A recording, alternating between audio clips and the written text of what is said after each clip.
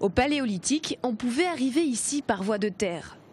Mais aujourd'hui, la mer a avancé, alors il a fallu le renfort de l'armée de l'air pour livrer cet engin aux archéologues. Aujourd'hui, la météo est avec nous, c'est au niveau de la mer, donc ce n'est pas une contrainte d'altitude.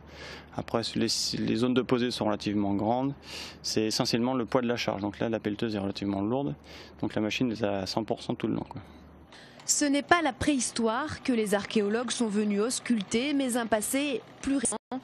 Ils espèrent en apprendre plus sur cette place forte militaire que l'on date au début du XVIe siècle.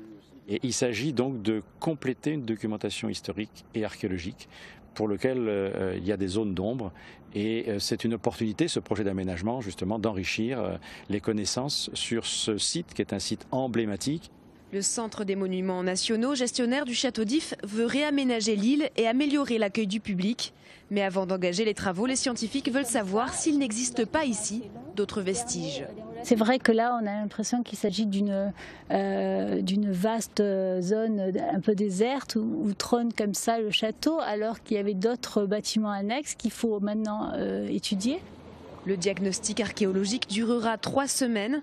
Les données seront ensuite étudiées par les historiens pour peut-être lever un peu le mystère d'un château depuis longtemps entouré de légendes.